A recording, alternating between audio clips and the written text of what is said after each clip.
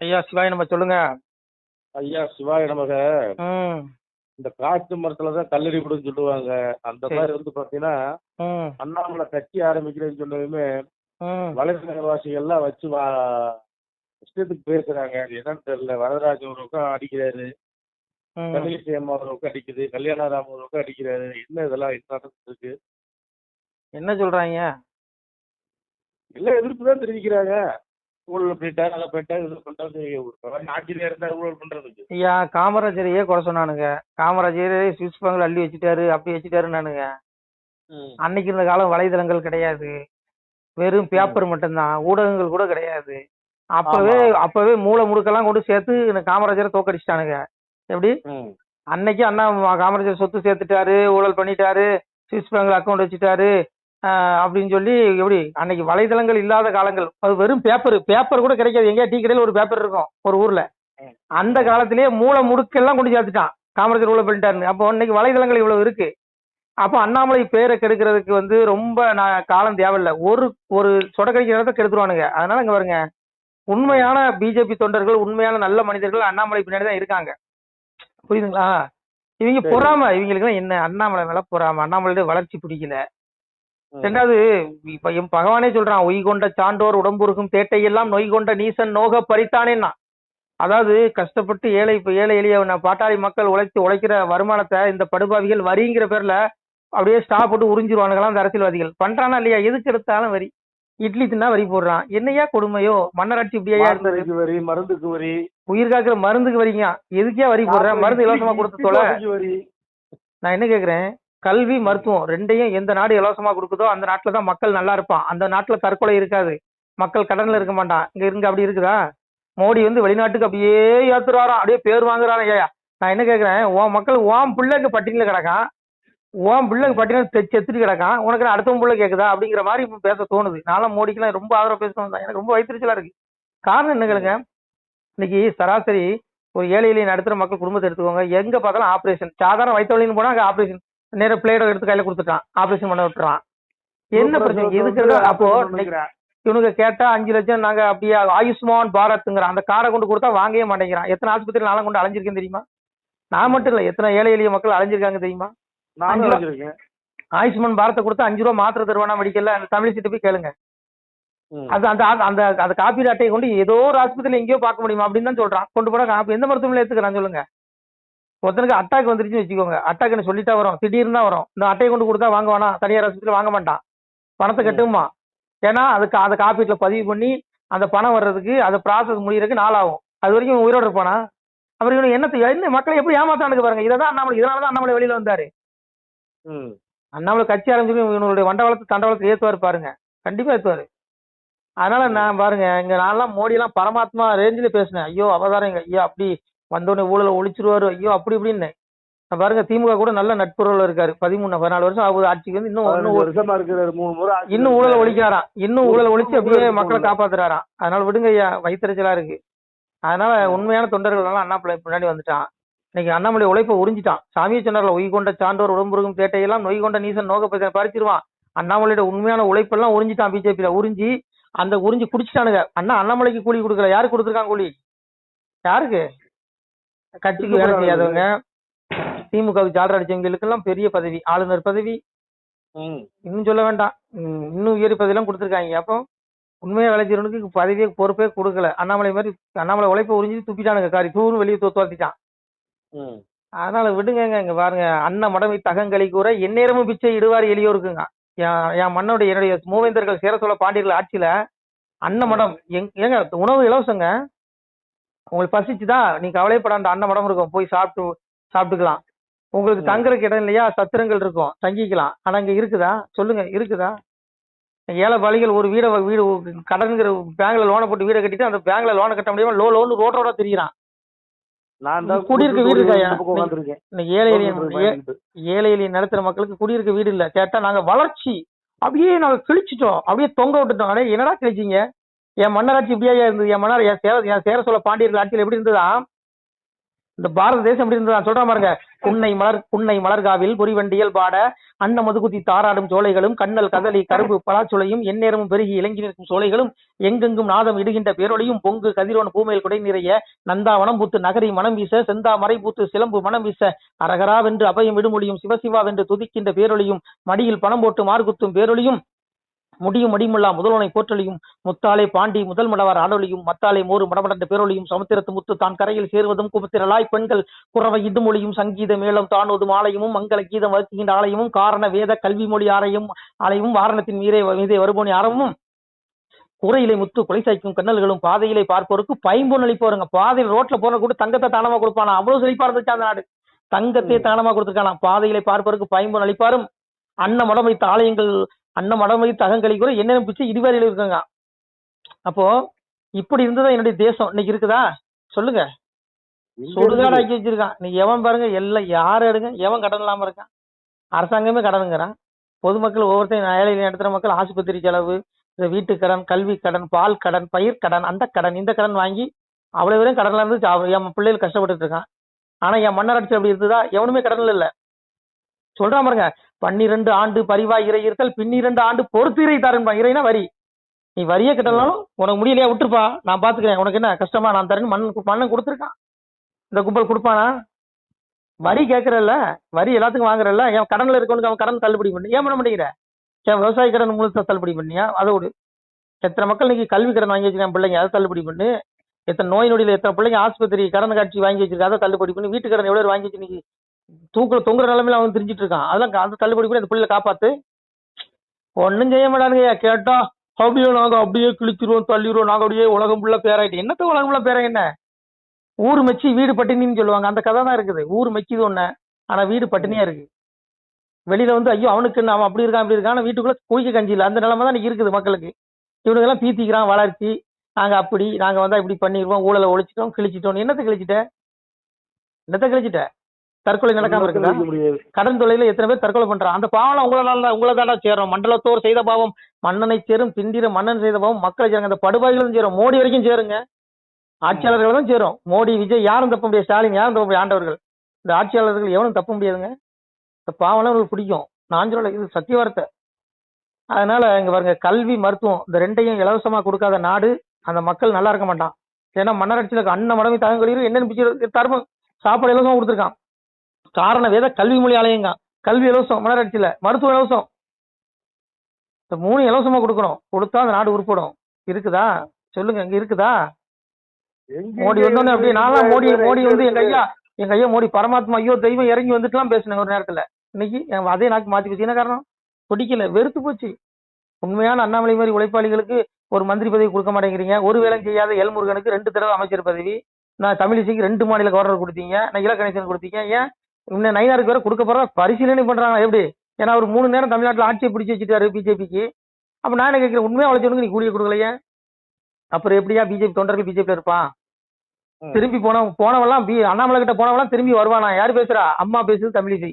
ஒருத்தன் கூட வரமாட்டான். எழுதி வச்சுக்கோ, ஒருத்தன் கூட பிஜேபி வரமாட்டான்.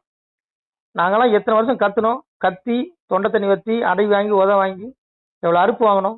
யோ மாறிதான் செய்யாத வேலையாயாத கட்சிக்கு அந்த மனுஷன் யாருக்கு? இவங்களுக்காக பேசுறாரு. ஏன் அவரை கூப்பிட்டு அவரை மாநிலங்களை எம்பி ஆக்கி அவரு அமைச்சராக்கு? ஏன் எல்முருகன் ஆக்கினால அவராக்கு?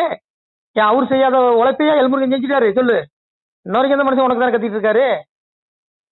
விடுங்க உண்மையா பேசுறாங்க வந்து கட்சியில எந்த வாய்ப்பு இல்லை. அதனால இங்க பாருங்க, இங்க எவன் ஆட்சி வந்தாலும் உருப்படாது. மக்கள் தான் கஷ்டப்படுவான். ஏழையிலேயே நடுத்துற மக்கள் அவனுக்கு ஊதான். வரிக்கு மேல வரி, எதுக்கு எடுத்தாலும் வரி. கலியனோட மோசம். அன்னைக்கு கலினி விம்பரமா எங்க அப்பா இறைவன் பரம்பொருள் கடவுளே வந்து சண்டை போட்டான் கலிநீச மன்னங்கிட்ட. இறைவன் தத்ரூபமா இறங்கி வந்து சொன்னா, அன்னைக்கு பாலதிய சான்றோர் படுதுயரம் கண்டு மாலதிக கோபமுடன் மானீசனை பார்த்து கேளடா சூத்திரா உன் கிளையோட மாளுதற்கு வாழடா சான்றோரை நீ வம்பு செய்து வாரதுதான். பெருமாள் போய் நீ ஸ்ரீரங்கத்துல பள்ளி கொண்டிருக்கான் பாருங்க, எங்க அப்பா மாயவர் பெருமாள், அவன் போய் சண்டை போட்டான். டே முட்டாள், பாலதி சான்றோர் சாதுக்களாகிய நல்ல பிள்ளைகளுக்கு நீ அநியாயமா வரி போட்டு நீ ரொம்ப கொடுமைப்படுத்துறா. இப்படி கொடுமைப்படுத்தினா உன்னுடைய வானாளுக்கு இடர் வரடா மாடுபாவி, உன்னுடைய ஆத்மா இறப்புக்கு அப்புறம் நரகத்துக்கு போகண்டா, அநியாயம் பண்ணாதன்னு இறைவனே போய் எனக்கு சண்டை போட்டான் சேட்ட கலிநீசம் பண்ணிட்டு. அந்த மாதிரி இந்த கும்பல்கிட்ட யார் தான் இன்னைக்கு இறைவன் தான் இறங்கி வந்து சண்டை போடணும். வேற வழியில் இவன்கிட்ட போய் யார் சண்டை போட முடியும் சொல்லுங்க? இறைவன் தான் இறங்கி இவனுக்குள்ள புத்தி சொல்லணும். புத்தி எல்லாம் கேட்க மாட்டான். ஏன்னா களி முத்திட்டு இவனுக்கு எல்லாம் செத்து இவனெல்லாம் இறப்புக்கு அப்புறம் நரகத்துக்கு போகக்கூடிய ஆத்மா. சாமியே சொல்றான், பாவி அவன் செத்து பஸ்பமாய் போனாலும் ஆவியை கண்டு ஆக்கினைகள் செய்துடுவேங்க. இன்னைக்கு மந்திரியா இருப்ப, சிஎம்மா இருப்ப, எல்லா பதவி பெரிய உயர்ந்த பதவியில இருப்ப, ஐயா பாவிகளே இன்னைக்கு செய்யற பாவம் மட்டும் முன்னாடி வரும்டா. இறப்புக்கு அப்புறம் உன்னுடைய ஆத்மாவுக்கு மீளா நரகம். ராஜசி பிள்ளையும் கத்வா கர்ம சிங் ஜாயுதே தத்தா பிள்ளையும் தமசி மொழி ஜாயுதேங்க. 84 லட்சம் பிறவியும் கொடுத்து புழு விலங்கு பறவைன்னு உங்களை 84 லட்சம் பிறவி எடுத்து கொள்ளுவான். ஒரு பிறவி கிடையாது. ஒரு ஒரு கூட்டுல இருந்து செத்து அடுத்த கூட்டுக்கு போக மாறிக்கிட்டே இருப்ப, கூடு மாறிக்கிட்டே இருக்கும். ஆத்மா ஒண்ணுதான். 7 பிறவி மனித பிறவி. பயன்படுத்திக்கோ. பேசுற எனக்கும் கேட்கிற உங்களுக்கும் கேட்கக்கூடிய பிள்ளைகளுக்கு இது 7வது பிறவியா கூட இருக்கலாம். அந்த மனித பிறவி, இந்த மனித பிறவி விட்டுட்டோம் நாம மோட்சத்துக்கு போக முடியாது. இது அரிய வாய்ப்பு. சத்தியமா சொல்றேன், அடிச்சு சொல்றேன், சிவன் மேல ஆணையிட்டு சொல்றேன். இதை பயன்படுத்திக்கோங்க பிள்ளைகளே.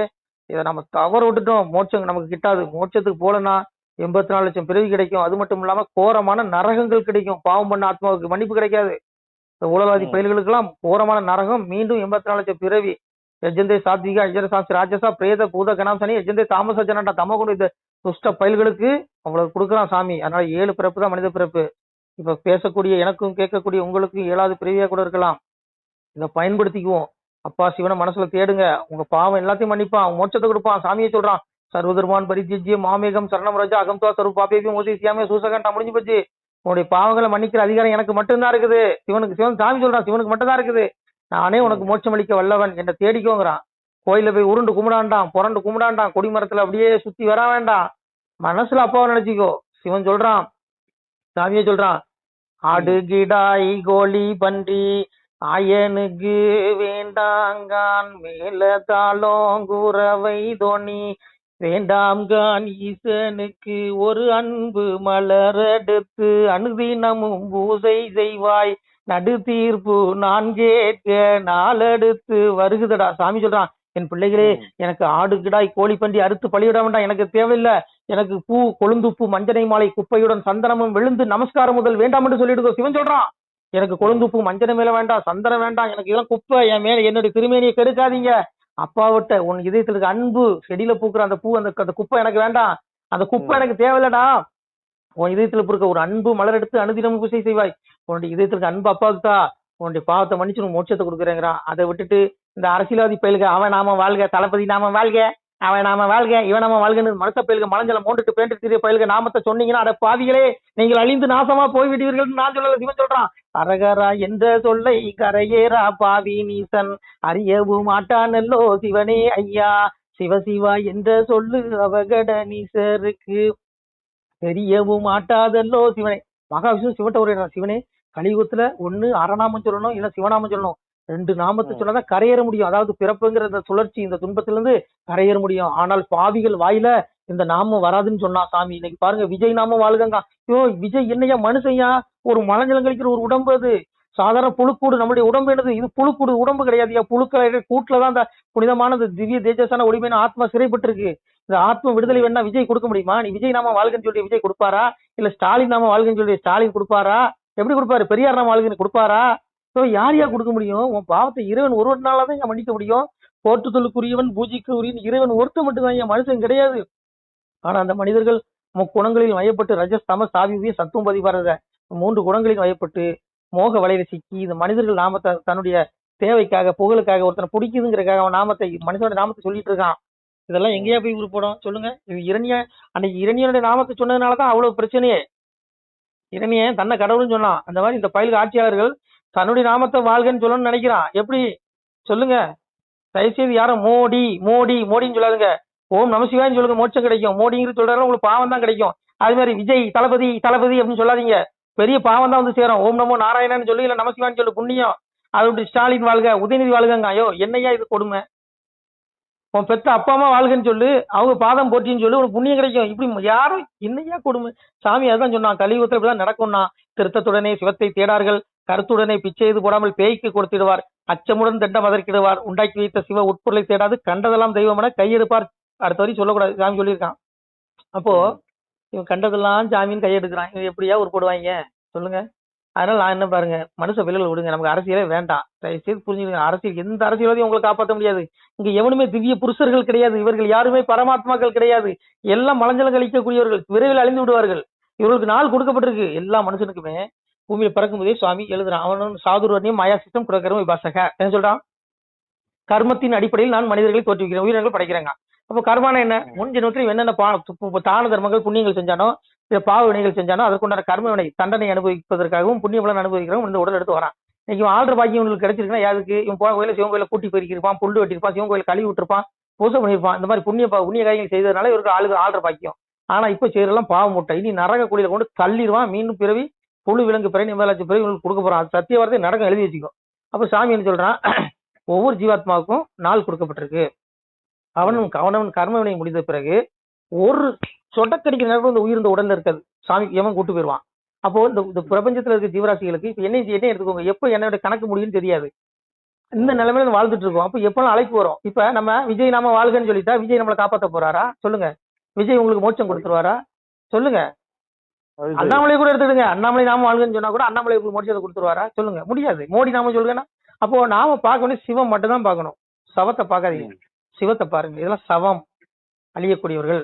ஆனா அழியக்கூடிய இந்த உடல்ல அழியாத திவ்ய புருஷன் ஆத்மா இருக்கான். இந்த ஜீவாத்மாவை காப்பாத்திக்கோ. நீ அப்பாவை தேனா மோட்சம் இல்லையா, 84,00,000 பிறவி கொடுப்பான், கோரமான நரகங்கள் கொடுப்பான். நான் சொல்ல சாமி சொல்றான், பக்தி சோதித்தே பல நாளும் காத்திருந்த வித்திகன் இணை வந்து வேண்டார் மேல் வீட்டிலிருந்து செத்திறந்து தீ நரக சீல்குட்டியிலே அடைக்க கொத்தி இருந்த புழுக்கள் வந்து கொஞ்சுவாங்க. புரிஞ்சுக்கோ. என்ன பண்ணுவோம், விளக்கு கொடுத்தா ஒரு நாள் ஆகும், புரிஞ்சுக்கோங்க. அதனால நமக்கு அரசியல் வேண்டாம், எவன் ஆண்டாலும் ஒன்றும் நடக்க போறது இல்லை. தர்மீகம் வர வரைக்கும் இங்க நடக்கிற இந்த குற்றங்கள் எவனாலையும் தடுக்க முடியாது. ஏன்னா தர்மீகம் வர வரைக்கும் சாமியே சொல்லிட்டான், தர்மீகம் அழிகிற வரைக்கும் இப்படிதான் இருக்கும். தர்மீகம் வர வரைக்கும் அந்த களி அழியணும், சீக்கிரத்தில் கழிவு அழியும், தர்மீகம் வரும். தர்மீகம் வரும்போது சாதுக்களாகி நல்ல பிள்ளைகள் இருப்பார்கள். அதுக்கு முன்னாடி இந்த குடும்பம் இந்த கும்பல் எல்லாம் நரகத்துக்கு போயிடும், ஆத்மா மீளா நரகத்துக்கு எடுக்கப்படுது. புரியுதா உங்களுக்கு?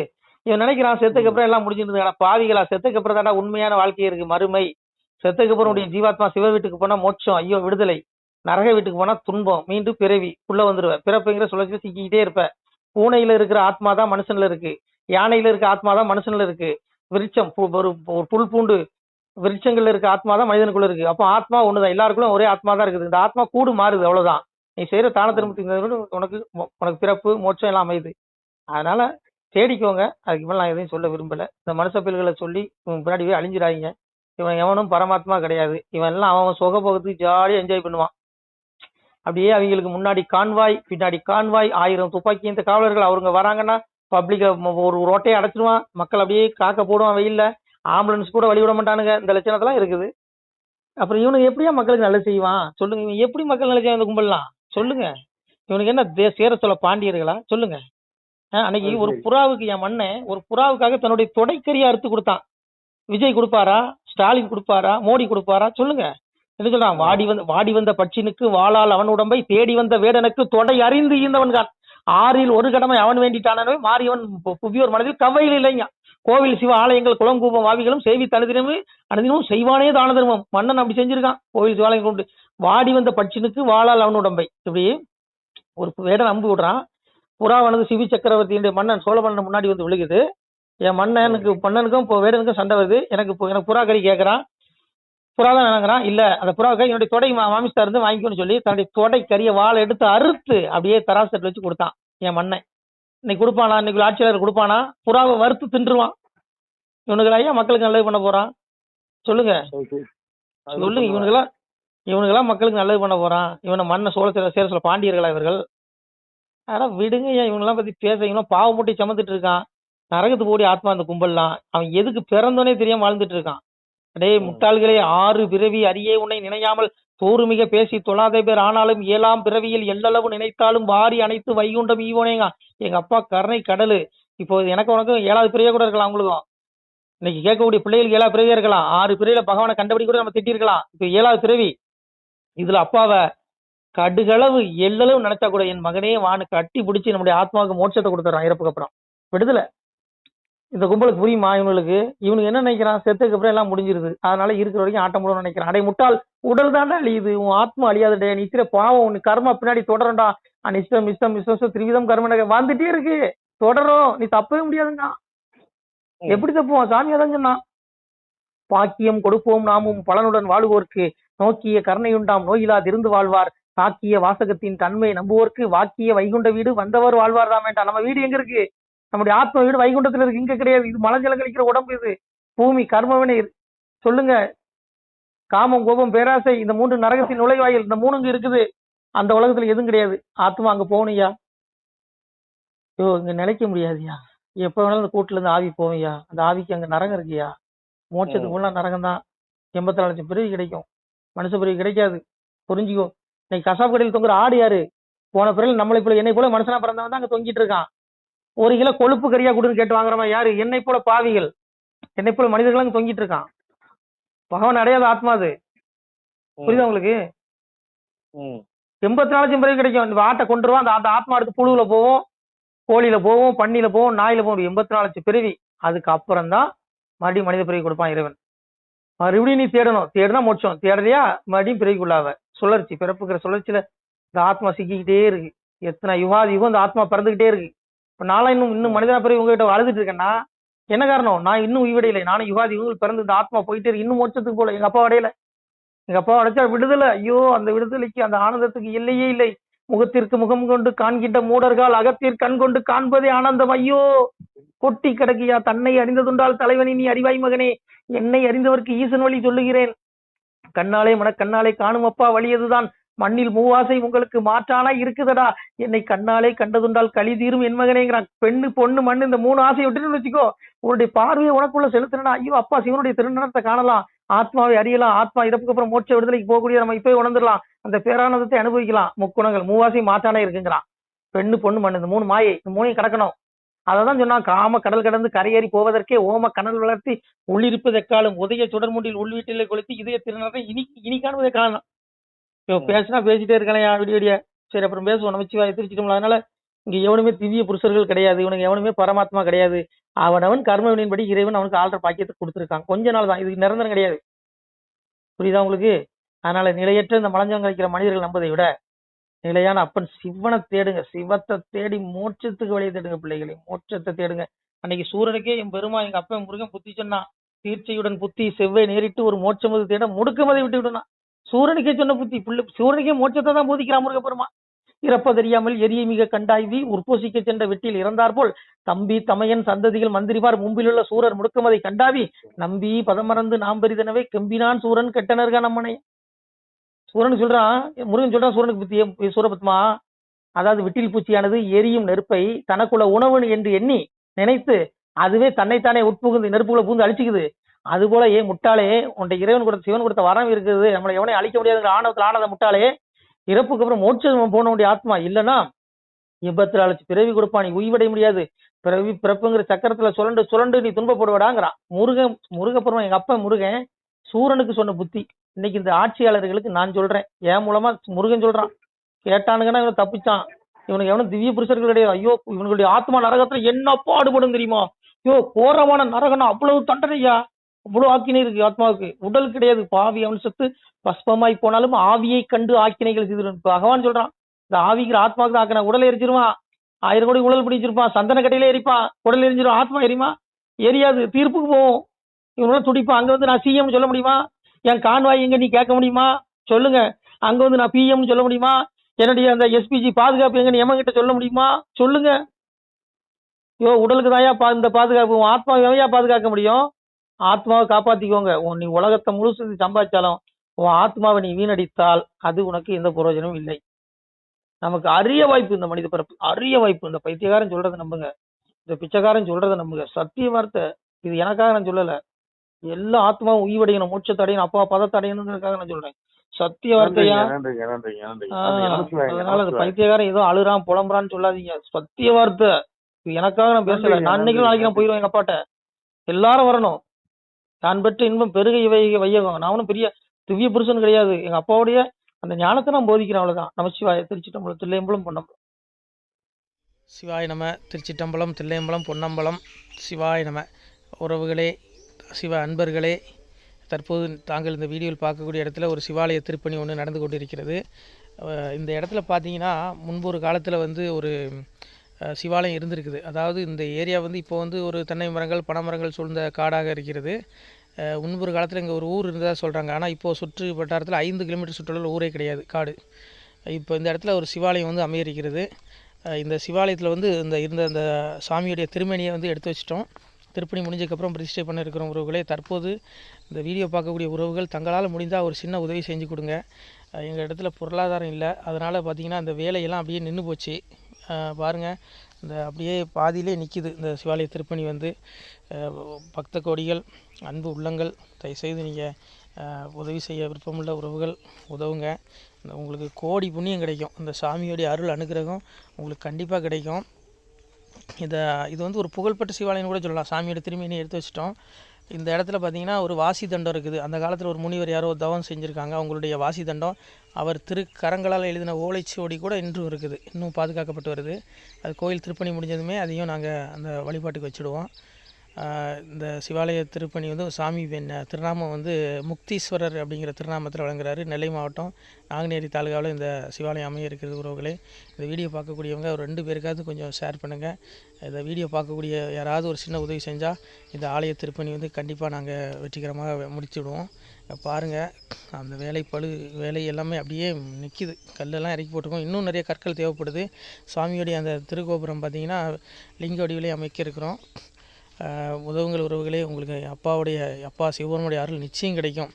எம்பெருமான் சொல்வான், வாழுவீர் தாழ்வில்லாமல் மக்களும் கிளைகள் கொஞ்சி நாளுமே மகிழ்ச்சி கூர்ந்து நலமுடன் வாழும்போது நீளுமே எனது செங்கோல் நீதியும் நெறிபோல் வந்து ஆளுமே உங்கள் தன்னை அன்புடன் அலையாவண்ணம். உங்களை எம்பெருமானுடைய அப்பாவுடைய திருவாசகத்தாலேயே வாழ்த்துறோம் உறவுகளே.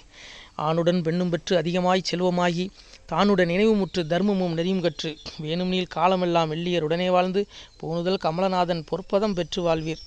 அந்த ஈசனுடைய பொற்பதம் நிச்சயம் கிடைக்கும். உங்களுக்கு இகத்திலும் சுகம், பரத்திலும் சுகம். உங்களுடைய கர்ம வினைகள் மன்னிக்கப்பட்டு உங்களுக்கு நிச்சயம் மோட்ச வீடு கிடைக்கும். இகத்தில் பூரண ஆயுளுடன் நோய் நொடி இல்லாமல் வாழ்ந்து நீங்கள் பரவாழ்வும் பெறுவீர்கள் உறவுகளே. மக்களே, நீங்கள் எல்லாம் வாழ்பொன்னம் பதியிற் சென்று முக்கியமான யுகநில மதிலே தன்னால் கக்கிய பொன்கள் ஸ்வர்ணம் கைமணம் குளிர அன்னம் பொக்கிஷம் நிறைய வைத்து புகழ உண்டு இனிதாய் வாழ்வீர். இந்த இகவாழ்வும் பரவாழ்வும் உங்களுக்கு சுகப்பட அப்பன் ஈசனர்களால் வாழ்த்துகிறோம். இந்த திருப்பணிக்கு உதவி செய்ய ஒரு ஜிபே எண் சொல்கிறோம். இந்த எண்ணில் நீங்கள் உதவலாம். நீங்கள் இந்த எண்ணிலேயே நீங்கள் தொடர்பு கொள்ளலாம். ஜிபே, ஃபோன்பே, வாட்ஸ்அப் எல்லாம் இந்த நம்பர் தான். 93 85 44 31 06 93 85 44 31 06. இந்த எண்ணில் நீங்கள் உதவலாம், தொடர்பும் கொள்ளலாம். வாட்ஸ்அப்பு இந்த எண்ணு தான், ஜிபே இந்த எண்ணு தான் உறவுகளே. முடிந்தளவுக்கு 2 பேருக்காக ஷேர் பண்ணுங்கள். இந்த வீடியோ பார்க்கக்கூடிய யாராவது ஒருத்தர் சின்ன உதவி, நீங்கள் வந்து பெரிய அளவில் செய்யணும் கூட, நீங்கள் ₹1 நீங்கள் தந்தாலும் மனசார வேண்டி ஏற்றுக்கிறோம் உறவுகளே. உதவுங்கள். முடிஞ்ச அளவுக்கு கொஞ்சம் ஷேர் பண்ணுங்கள். நன்றி. சிவாய நம. திருச்சிற்றம்பலம், தில்லையம்பலம், பொன்னம்பலம். உறவுகளே, நம்ம இந்த இடத்துல வாழ்ந்து மறைந்த ஒரு சித்த மகாபுருஷர் பயன்படுத்திய பல 100 ஆண்டுகளுக்கு முன்பு உள்ள வாசி தண்டம் ஒரு சித்த மகாபுருஷர் பயன்படுத்தியது. அவர் திருக்கரங்களால் எழுதிய அந்த ஓலைச்சுவடி கூட பாருங்கள், இன்னும் பாதுகாக்கப்பட்டு வருது. இந்த சிவாலயம், நம்முடைய அந்த சிவாலய திருப்பணி முடிந்ததுமே எம்பெருமான் அவர் எழுதிய அந்த சிவனை பற்றி புகழ்ந்து எழுதிய அந்த பாடல் வரிகள் இதில் இருக்குது. இந்த வாசி தண்டம் அவர் பிரதிஷ்டை செய்த அந்த லிங்க திருமேனியையும் இந்த இடத்துல நாம் இந்த ஆலயம் கட்டி நாம் பிரதிஷ்டை செய்திருக்கிறோம். அனைவரும் இந்த ஆலய பிரதிஷ்டைக்கு கண்டிப்பாக வரணும். முடிஞ்ச அளவுக்கு வீடியோ பார்க்குறவங்க உதவி பண்ணுங்கள் உறவுகளை. பொருளாதாரம் இல்லாமல் திருப்பணி நின்று போச்சு. முடிஞ்ச அளவுக்கு ஷேர் பண்ணுங்கள், உதவுங்க. நன்றி. நம சிவாய. திருச்சிற்றம்பலம், தில்லையம்பலம், பொன்னம்பலம். இந்த புண்ணிய பலன் தங்களுக்கு கோடான கோடியாக வரும் உறவுகளை. நம சிவாய.